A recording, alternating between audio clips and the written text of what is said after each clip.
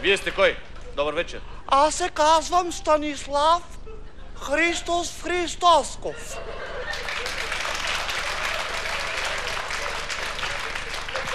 Откъде сте вие? Аз живея на село. Сам съм. Сам си живеете. Нещо гледате ли животни? Да, гледам свине, овце, малко кокошки и реклами. С батко. Това е моят по-голям брат. Той е с пушка. Аз така като ви гледам, вие май и тримата малко си приличате. Приятели ли сте? Познавате ли се вие тримата? Да, ние сме слушкали като малки много. Браво, батко. Батко е много як, а аз съм много слаб. Не си много слаб. Аз съм дебел, но батко е як и бил учениците в училище. И казвам, че аз обичам рекламите. Даже филмите ги гледам с батко заради рекламите.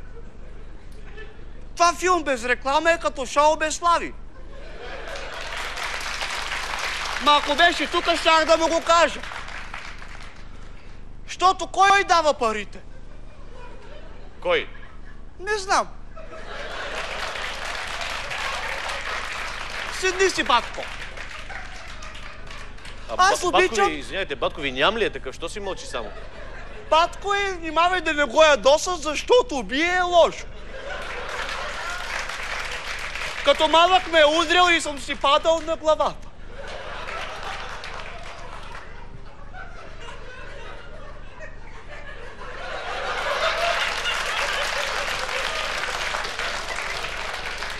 Обичам да гледам реклами, защото там са истинските звезди според мене. Защото това лицата на водещите са преходна работа. Една година ще е Къти Вапцаров, друга Роби Кафалиев, обаче лицата от рекламите са вечни. Ето за това тази вечер ще си говорим за рекламите. Това е идеално за нас четиримата.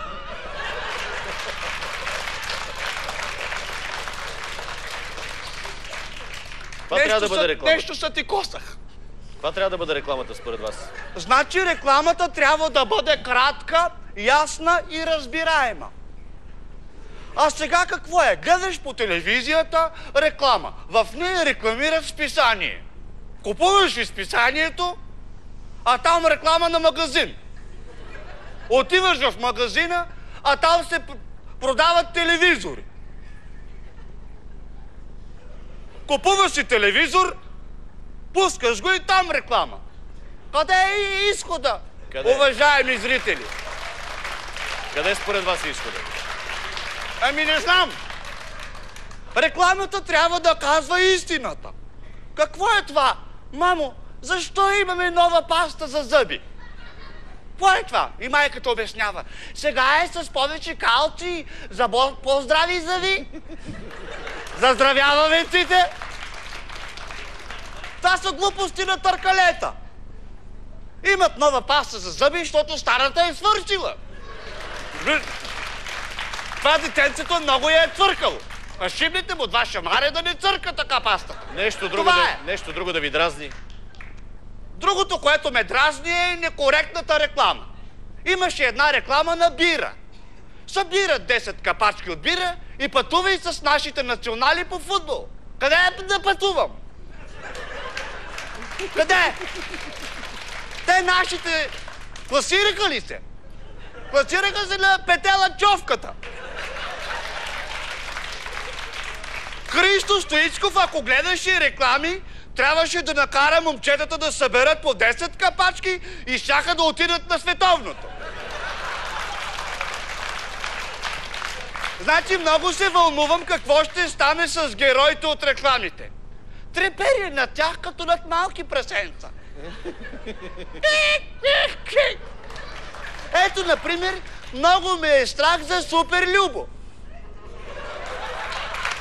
Някой път така като лети, ще вземе да се поразсее и ще го блъсне влака, докато спасява оная мацката.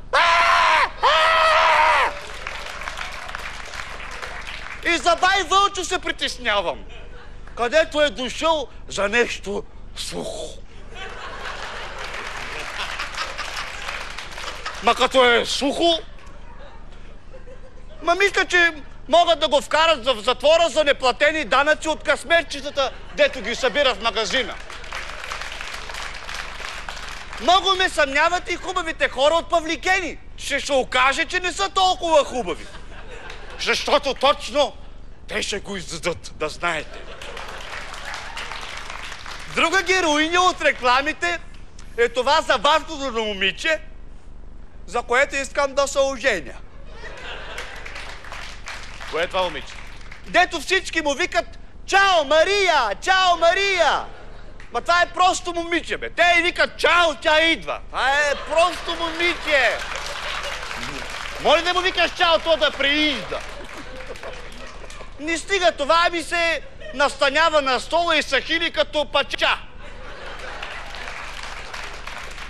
Нищо, ще похили още малко, младо момиче, ще я жупне парадонтозата и после ще си говориме.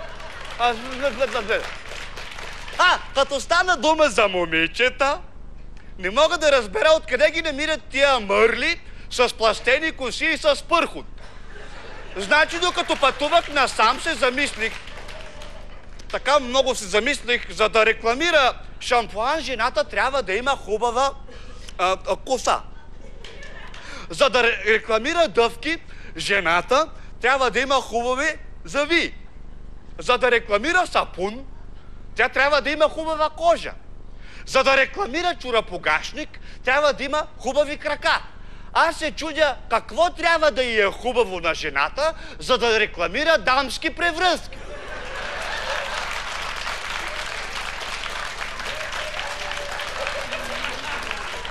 Сега... Батко ти ще бие. Ако искаш, батко, удари ме. Ще те плясна един път. Няма да правиш такива неща. Добре, батко. Дали се разбрахме? Сега, като се върнем с батко на село, Да. първо ще се цулкаме в устата и после... ще споплачеме малко. Давай сега. Добре, батко. Айде. Аз си кажа, че в шоуто на Слави всички говорят. Да. И аз бях там. И аз приказвах.